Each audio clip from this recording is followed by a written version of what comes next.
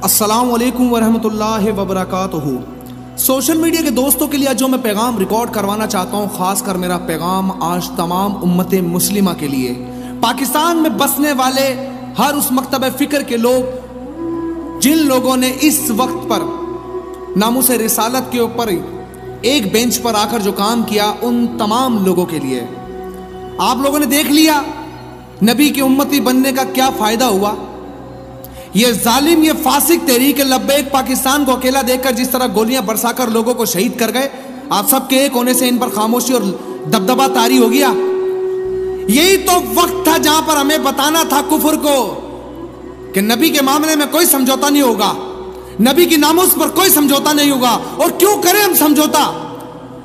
उस आके दो जहां पर किस तरह समझौता करें कि जिन्होंने हमारे लिए आंसू बहाए, एक लम्हे के लिए सोच कर देखने कोने में बैठकर कि मुझ जैसा गुनाहगार, मुझ जैसा बदकार, मुझ जैसा सियाकार, जो ना तो नेकी के अमल पर कहीं पर ये गुमान कर सकता है कि जो रोटी मिलती है वो मेरे अमल पर मिलती है, वो मेरे किसी अच्छे अमल पर अल्लाह मुझे नवाजता है, वो सिर्फ इसलिए मिलती है कि मेरे आका व मौला ने अकेले बैठकर अश्क बहाए, तन्हाई में बैठकर आंसू बहाए कि अल्लाह मेरी उम्मत को बख्श दे, ए अल्लाह मेरी उम्मत को बख्श दे। जब कयामत का रोज होगा, हर शख्स कहेगा नफ्सी नफ्सी, तब भी एक हस्ती होगी जो कहेगी उम्मती उम्मती उम्मती उम्मती।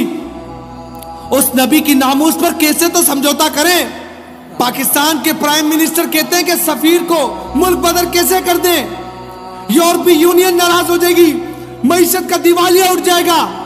अब भी समझ नहीं आता तुम्हारा ईमान का सौदा पैसे से कर रहा है ये प्राइम मिनिस्टर। ये प्राइम मिनिस्टर तुम्हारा ईमान का सौदा मईशत से कर रहा है। कहते हैं जी मैं बड़ा आशिक रसूल हूं। किस किस्म के आशिक रसूल हो? अगर कोई पाकिस्तान पर हमला करता तब भी ये कहते, तब भी ये सोचते। तुम्हारा गैरत ईमानी तो ये होना चाहिए था कि तुम फराज को कहते क्या मैं टाइमिंग पावर है, उठाकर सीधा फायर करेंगे तुम्हारे ऊपर अगर तुमने मेरे नबी की गुस्ताखी की। लेकिन तुम में ये गैरत नहीं थी। अरे तुम में तो अब भी ये गैरत नहीं है, क्योंकि तुमने अपने मुसलमानों को शहीद कर दिया, तुमने कश्मीर को आजाद ना करवाया, तुमने फलस्तीन को ना करवाया, तुमने पाकिस्तान को मकबूजा पाकिस्तान बना दिया, तुमने रोजे की हालत में मुसलमानों को शहीद कर दिया। तुम्हारे सीने में दिल नहीं है, हैवानों के दिल बसते। झूठ पे झूठ, झूठ पे झूठ बोला गया, मासूम बच्चों को शहीद कर दिया, सीधे स्ट्रेट फायर मारे गए। मुफ्ती मुनीबुर रहमान साहब तहे दिल से शुक्रिया अदा करना चाहते हैं। आपने जिस तरह हिकमत अमली से हुकूमत को वार्निंग जारी की, हुकूमत को समझ आ गया कि यह किसी एक जमात का मसला नहीं है, यह तमाम मुसलमानों का मसला है, यह हजूर अक़दस की जात का मसला है, यह गुंबद खज़रा के मकीन का मसला है। मैं तमाम लोगों से एक बात कहना चाहता हूं कि इस मामले में न समझौता था, ना है, ना होगा। मेरे आका की नामूस पर कोई समझौता नहीं होगा। बात करते हैं मईशत का, रोना रोते हो। क्या उखाड़ लिया तुमने 3.5 साल या 2 साल के अंदर? कौन सा आवाम को तुमने सुख दे दिया? भाड़ में गई तुम्हारी मईशत। शेख रशीद कहता है कि हमारी जानें कुर्बान है, लेकिन पाकिस्तान को हजूर के लिए कुर्बान नहीं कर सकते। डूब के मर जा शेख रशीद, तो हजूर की नामूस में ये 2 जा गर्क हो जाए, कोई फर्क नहीं पड़ता। ये नीला आसमान मेरे नबी के लिए खड़ा हुआ है। बात करता है कि पाकिस्तान कुर्बान नहीं हो सकता, तो जिसका खाता उसका तू खाता है, फिर जिसका मैं खाता हूं मैं उसका गुण गाऊंगा।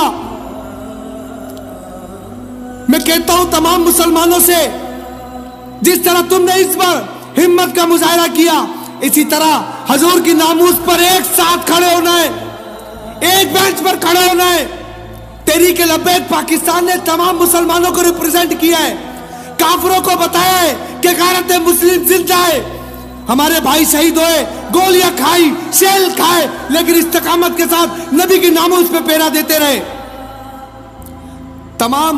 तमाम लोगों को एक बात कहना चाहता हूं, सबक सीख लेना। पाकिस्तान के प्राइम मिनिस्टर ये कोई आम जमात नहीं थी जिनसे तुम पंगा लेने का सोच रहे थे। ये हजूर के दीवाने हैं जो रोजे की हालत में मरने आए थे, शहीद होने आए थे। ये गलती अगली बार ना करना अपने आकाओं के कहने के ऊपर।